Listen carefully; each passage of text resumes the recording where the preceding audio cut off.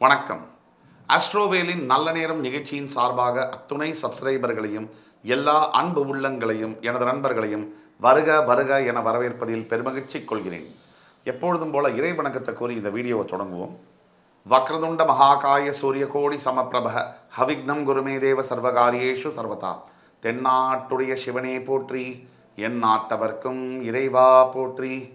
அன்பர்களே, நண்பர்களே, இந்த புதிய காணொலியில் உங்கள் அத்துணை பேரையும் சந்திப்பதில் மிக்க மகிழ்ச்சி கொள்கிறேன். இப்போ இன்றைக்கி நம்ம பேச போகிற தலைப்பு, பல அன்பர்கள் நேரில் கன்சல்டேஷன் வரும்பொழுதும் சரி அல்லது கமெண்ட்ஸ் செக்ஷன்லேயும் சரி பல இன்ட்ரெஸ்டிங்கான சுவாரஸ்யமான கேள்விகளை நம் முன் வைத்திருக்கிறார்கள். அதனுடைய தொகுப்பாக அருமையான கேள்விகளை கன்சாலிடேட் செய்து உங்கள் முன்னால் எனக்கு தெரிந்த அனுபவத்திலும் ஞானத்திலும் வழங்குவதற்கான இந்த முயற்சி தான் இந்த வீடியோ. இது கண்டிப்பாக உங்களுக்கு பிடிக்கும்னு நினைக்கிறோம். உங்களுக்கு தெரிஞ்ச ஃப்ரெண்ட்ஸ், ஃபேமிலிஸ் அண்ட் ரிலேட்டிவ்ஸ்க்கு இந்த வீடியோ முழுசும் பார்த்துட்டு ஷேர் பண்ணுங்கள். இந்த வீடியோ பிடிச்சிருந்ததுன்னா லைக் பண்ணி கமெண்ட் பண்ணி மறக்காமல் சப்ஸ்கிரைப் பண்ணுங்கள்.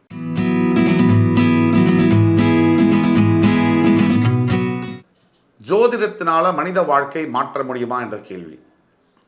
ஜோதிடம் என்பது ஜோதி அகம் அப்படின்னு பிரிக்கலாம். அதாவது முருகப்பெருமான் அகஸ்திய சித்தருக்கு வழங்கியதுதான் ஜோதிடம். அகஸ்தியர் முருகனிடம் போய் முறையிடுகிறார். மனித வாழ்க்கை என்பது பிறப்பிலிருந்து இறப்பு வரை ரொம்ப துன்பமாகவே இருக்கிறது. எல்லா கஷ்டங்களையும் அனுபவிக்க வேண்டியிருக்கிறது. இதற்கான காரணம் என்ன? கலியுக தெய்வமான முருகப்பெருமானிடம் கேட்கிறார்.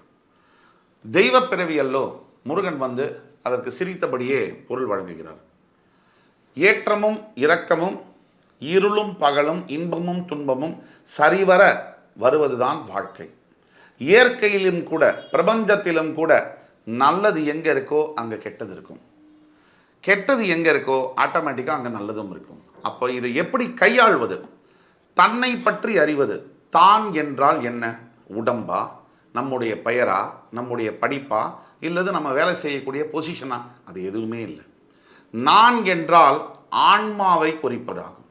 ஆன்மா ஒன்று மரணம் எய்தாதது, உடல் இறந்தபடி இருக்கும். அந்த நான் ஆன்மா பல பிறவிகள் தாண்டி மறுபிறவி எடுத்தே இருக்கும். அந்த ஆன்மாவை பற்றி படிக்கக்கூடிய படிப்பு தான் ஜோதிடம். ஜோதி என்பது ஆன்மாவை குறிப்பதாகும். பஞ்சபூதத்தில் மனிதன் இறந்தவுடன் உடனடியாக உடம்பை விட்டு வெளியேறக்கூடிய பஞ்சபூதம் இது அக்னி பாவம். அதனால்தான் உடல் இறந்தவுடன் ஒரு கோல்ட் ஆகிடும், வெப்பம் வந்து குறையுது, சில்லுன்னு ஆயிடுது. அதற்கு பிறகே வாயு இந்த மாதிரி ஒவ்வொரு பஞ்சபூதங்களாக வெளியேறுகிறது. அப்போ ஆன்மா வெளியேறுகிறது என்றால் ஜோதி பாவம். ஜோதிடம் அப்படின்னா ஆன்மாவை பற்றிய படிப்பு, என்னை பற்றி நான் அறிந்து கொள்வதற்கான ஒரு படிப்பு தான் ஜோதிடம். அப்போ மனித வாழ்வை இது எப்படி மாற்ற முடியாமல் இருக்க முடியும்? தவிர்க்க முடியாதது ஜோதிடம். விரும்புபவர்களுக்கும் சரி, விரும்பாதவர்களுக்கும் சரி, தெய்வ நம்பிக்கை இருப்பவர்களுக்கும் சரி, தெய்வ நம்பிக்கை இல்லாதவர்களும் சரி, ஜோதிடத்தை பிரிந்து இருக்கவே முடியாது. எப்படி என்று சொன்னால், ஒரு வருடத்தில் 12 மாதங்கள் இருக்கு. இந்த 12 மாதம் எங்கே இருந்து வருகிறது? 12 ராசிகளிலிருந்து வருகிறது. தமிழ் கேலண்டரில் ஒரு மாசத்துல 27 நாட்கள் இருக்கு. இந்த 27 அப்படிங்கிறது எங்கேருந்து வருது? 27 நட்சத்திரங்களிலிருந்து வருகிறது. ஒரு வாரத்தில் 7 நாட்கள் இருக்கு. ஏன் வாரத்தில் உலகம் முழுவதும் 7 நாட்கள் இருக்கு? 7 கிரகங்களிலிருந்து வருகிறது. ராகு கேது நிழல் கிரகங்கள், மாயா கிரகங்கள். அதனால 7 கிரகங்களுக்கு ராகு கேது வீடு இல்லாத பட்சத்தில் அவங்கள கிரகங்களாக சேர்த்துக்கல. அப்போ 7 கிரகங்கள்லேருந்து 7 நாட்கள் வருகிறது. இப்போ மனித வாழ்விலேருந்து வாரம், மாதம், வருடத்தை பிரிக்க முடியுமா? இன்னார் இப்பொழுது இங்கே இவ்வாறு பிறந்தார், இன்னார் இப்பொழுது இங்கே இவ்வாறு படித்தார், இன்னார் இப்பொழுது இங்கே இவ்வாறு திருமணம் செய்தார், குழந்தை பிறந்தது, இந்த தேதியில் குழந்தை பிறந்தது, இந்த தேதியில் அவர் மரணித்தார் என்பதை எப்படி குறிப்பிட முடியும்? அப்போ ஜோதிட நம்பிக்கை இல்லைனாலும் இருக்குன்னாலும் இன்றைய கிழமை சனிக்கிழமை தான். எல்லாருக்கும் சனிக்கிழமை தான். ஆத்திகம் நாத்திகம் பேசுகின்ற அத்துணை பேருக்கும் இது சனிக்கிழமை தான். நாத்திகம் பேசுபவர் சொல்லலாம், இன்னைக்கு சனிக்கிழமை இல்லை அப்படின்னா, சனி யாரை குறிக்கிறது? கிரகத்தை குறிக்கிறது, ஈஸ்வரனை குறிக்கிறது. அப்போ கடவுள் நம்பிக்கை இல்லாதவர் ஏன் சனிக்கிழமை என்று கூப்பிடுவார்? வேற வழி இல்லை அவருக்கு. அப்போது யாருமே தவிர்க்க முடியாத ஒரு சக்தி என்பது மனித வாழ்வில் ஜோதிடம். வேணும் வேண்டாங்கிறதுக்கு அப்பாற்பட்ட விஷயம்தான் ஜோதிடம்.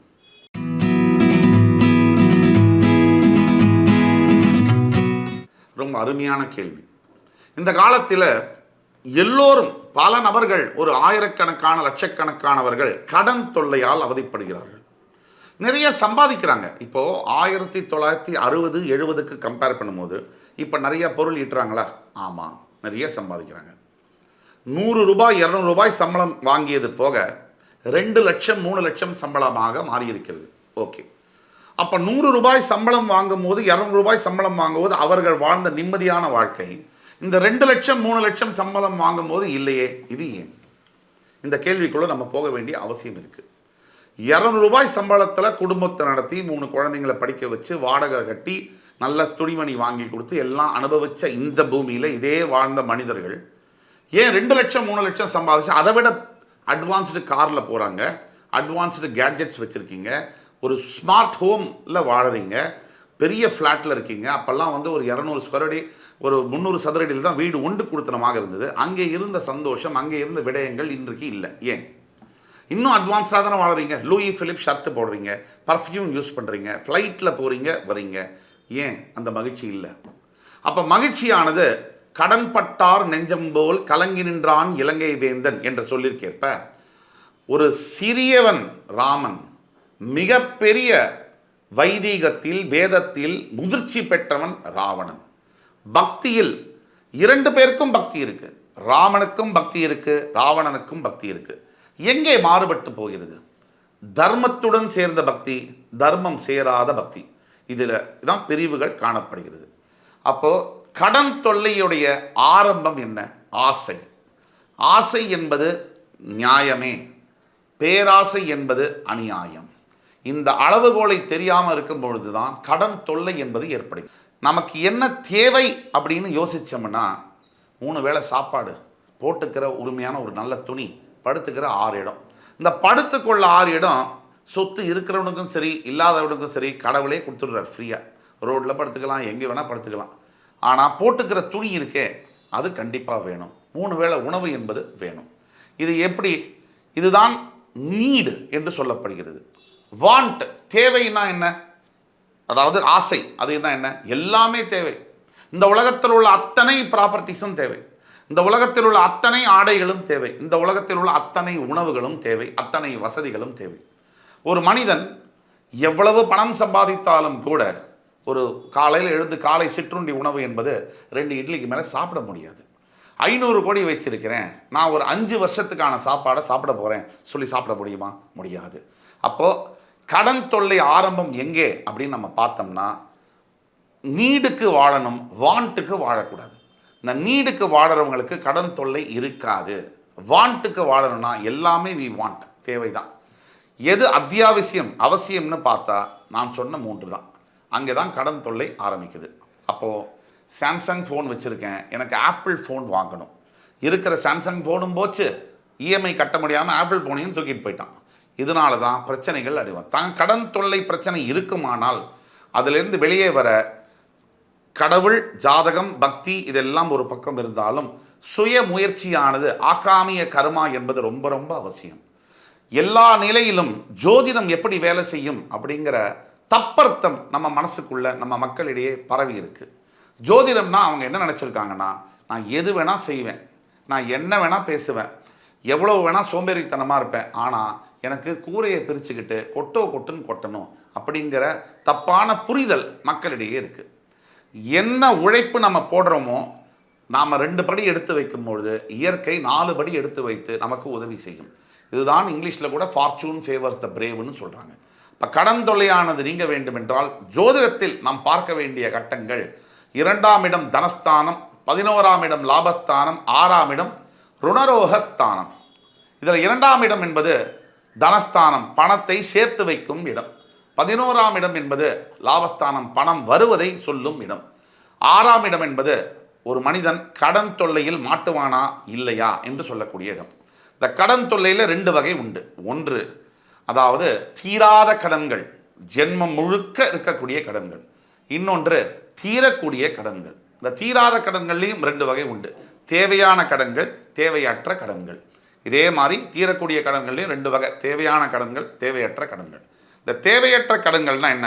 அடுத்தவர்களுக்காக நீங்கள் வாங்கி கொடுக்கக்கூடிய கடன், உங்களுக்கு எந்த விதமான உபயோகமும் இல்லாமல் தேவையில்லாத ஒரு பிரச்சனையில் மாட்டிக்கொள்ளக்கூடியது. தேவையுள்ள கடன்னா என்ன?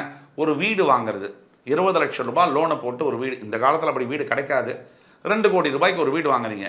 நீங்கள் முடிவில் பார்த்தீங்கன்னா அந்த வீட்டுக்கு 6 கோடி கட்டியிருப்பீங்க. ஆனால் நீங்கள் ரொம்ப புத்திசாலித்தனமாக நினச்சிருப்பீங்க, வாடகையெல்லாம் நான் மிச்சம் பண்ணிட்டேன் அப்படின்னு நினச்சிருப்பீங்க. இதுதான் லிக்விடிட்டி ரேஷியோ, மணி மார்க்கெட் வேல்யூன்னு இங்கிலீஷில் எக்கனாமிக்ஸில் சொல்கிறாங்க. இதில் நீங்கள் புரிஞ்சிக்க வேண்டிய தன்மை என்னென்னா, வட்டி விகிதங்கள் ஒரு ஒரு ஒரு வங்கியிலிருந்து உங்களுக்கு எந்த அளவுக்கு வருது. அப்போ வாடகையை கொடுக்கறத விட நீங்கள் பார்த்தீங்கன்னா 20 மடங்கு 50 மடங்கு அதிகமாக வட்டியை கட்டியிருப்பீங்க. அதுக்கு வாடகையே நீங்கள் கொடுத்துருந்துருக்கலாம். சொந்த வீடுனா ஒரு ஃபீலிங்கு, இதெல்லாம் நம்ம மனசில் இருக்குது. இதுலேருந்து தான் கடன் தொல்லை ஆரம்பிக்குது. அப்போது ஒரு மனிதனுடைய தனிப்பட்ட பிறப்பு ஜாதகத்தில் 6ஆம் இடத்தில் சுப கிரகங்கள் சிக்கி இருக்குமானால், குரு, சுக்கிரன் இது போன்ற சுப கிரகங்கள் சிக்கி இருக்குமானால் அவர்கள் கடன் தொல்லையினால் அவதிப்படுகிறார்கள். இதற்கு வழி என்ன? தீர்வு என்ன? அதாவது சகல தோஷ நிவர்த்தி ஸ்தலங்கள் இந்தியாவில் 10 லட்சம் கோவில்கள் இருந்தாலும் கூட 3 ஸ்தலங்களுக்கு மிகப்பெரிய ஆண்மைத்தனம் உண்டு. ஒன்று காசி, மற்றொன்று கயா. அது எல்லாத்தையும் தூக்கி சாப்பிட்ற மாதிரி நம்ம ஊரில் இருக்கக்கூடிய ராமேஸ்வரம். ராமர் ஈஸ்வரலிங்கத்தை பிரதிஷ்டை செய்து வழிபட்ட ஸ்தலம்தான் ராம ஈஸ்வரம் என்பது ராமேஸ்வரமாக மாறியது. அப்படிப்பட்ட ராமருக்கான தோஷத்தையே நிவர்த்தி செய்த ஸ்தலம். அங்கே சென்று ருணரோக நிவர்த்தி அந்த ஹோமம் செய்யணும். எல்லாத்துக்கும் ஹோமம் செய்யுங்க அப்படின்னு பல பேர் சொல்கிறாங்களே, அதுக்கு என்ன காரணம்? அக்னியே பிரதானம். இந்து மத சாஸ்திரத்தில் எடுத்தீங்கன்னா, பிறந்தால் புண்ணியாஜனம் அக்னியை வைத்து செய்வது, இறந்தால் ஹோமத்தை வைத்து வழி அனுப்புவது. கல்யாணமா ஹோமம் செய்யணும், அக்னி பாவத்தை அக்னி சாட்சியாக தான் கையை பிடிக்கணும்.